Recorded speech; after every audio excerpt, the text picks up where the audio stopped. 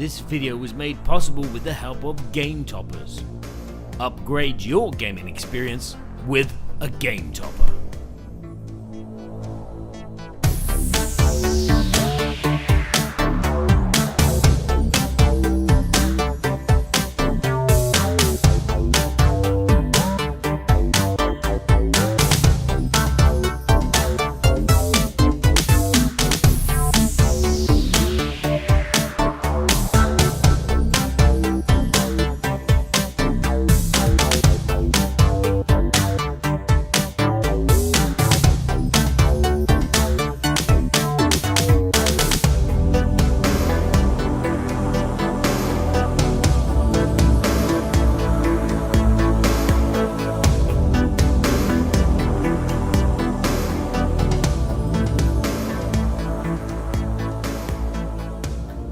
Hello chaps and chapettes! Puzzles have been probably the best entryway into board gaming. We're given puzzles when we're infants and they're just a simple, slide that into that hole. And then these puzzles get bigger and more complex. In fact, some people still like doing these kinds of puzzles and would rather do a puzzle than play a board game with me.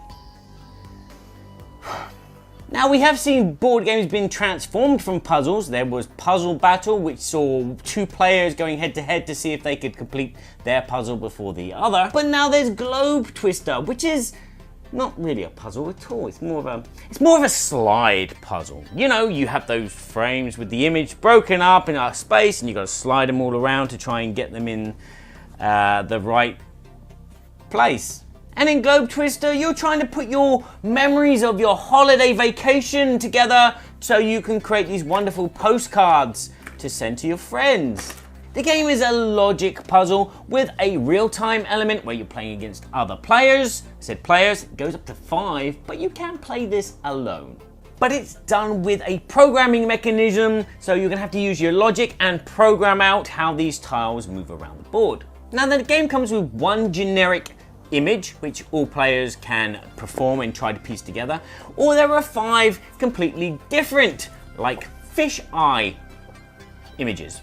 Players will have a handful of cards which are used for programming and they have actions on them, and a handful of 9 tiles which make up the image. These tiles are then shuffled and placed in a 9x9 grid and then covered over with your reference image before being passed to the player next to you, so they have to sort out that puzzle that you've just done for them. Now, this is one of the little bugs of the game. Our generic image here has only one orientation, which is this way up. If the tiles that you've shuffled are of that image, but they are majorly shuffled and all of them need rotating, that puzzle is going to take longer to put together than another puzzle. So there is a sense of instability there. Although with the unique images where there is no correct orientation, part of the puzzle solving problem is which way round should I solve this puzzle? Which way round would be the quickest way to solve this puzzle? But before you do any of that, you're going to need to look at what you've been given. All players will do this simultaneously, and they will also have this frame next to them. This frame is the reference for the 3x3 grid.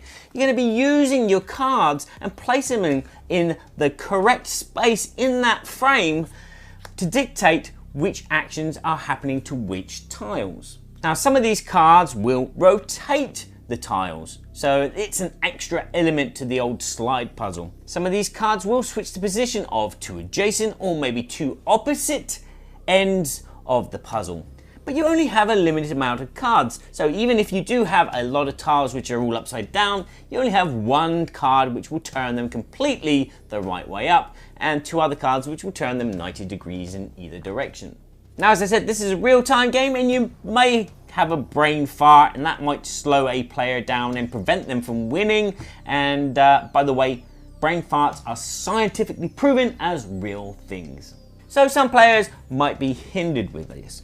But there is a balancing system for the game. One of those balancing systems is for the young players or the inexperienced players to play with this one generic image, which is Very, very simple, whereas the experienced players play with a bit more complicated image. There are also a couple of cards, these red ones, which have special powers, and you could remove them from an experienced player or give them to a non-experienced player with the condition that they can only be played once, and once they're played, they're discarded. Or if you're playing with very young children, they could just keep hold of these super powerful cards and use them as many times as they wish. So once you've finished your programmation of your tiles, you will then, if you're the first player, turn over the sand timer, giving the other players 30 seconds to do the same. And then afterwards, one by one, each player will carry out the activation of their programmation.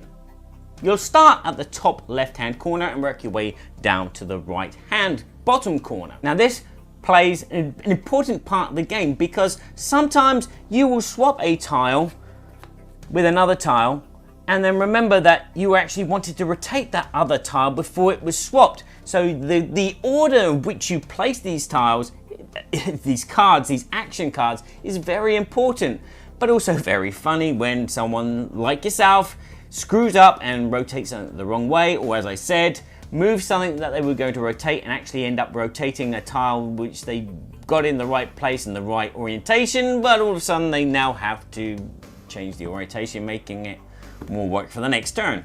And that's basically the game. You'll repeat this until one or more players have completed their image, and when that's done, it's game over and there's a winner. Now, as I said, it's a very simple system, it's a very simple game, it does require a certain amount of logic in the way that you program, so young children, it's pretty good with, older children, obviously, a lot better with. This is a very family-friendly game. It takes about 10 minutes to play, it takes even less to explain it, and 10 minutes of fun will be had. But unfortunately, it could be a short time for you. There are not a lot of images, and once you've played a few times, you've probably forgotten about the game by the next day.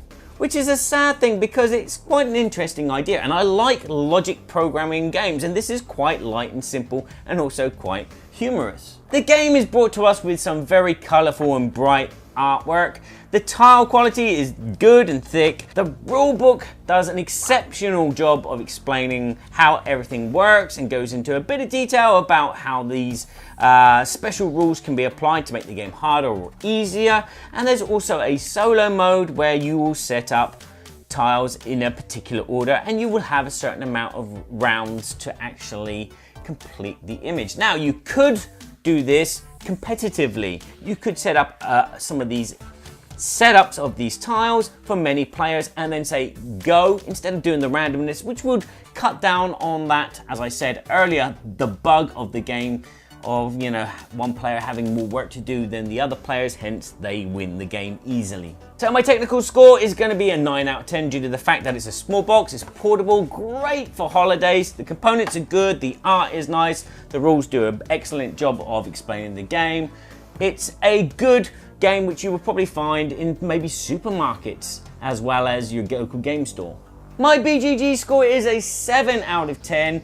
It's enjoyable for the 10 minutes that it's on the table, and then afterwards you just want to play something else. It's a good game. I'm usually willing to play it, but as I said, the longevity of the game is a bit short. I'm looking forward to maybe an extension where there are many different images, or maybe just a bigger 4x4 grid version of the game, or maybe some different powers which are included in the cards, like poking you in the eye.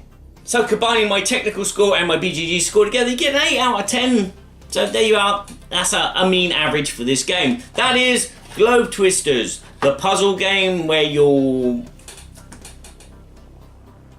brain farting. Just sitting at the table next to Felicia would be quite nice. Wouldn't it be good? I got some board games.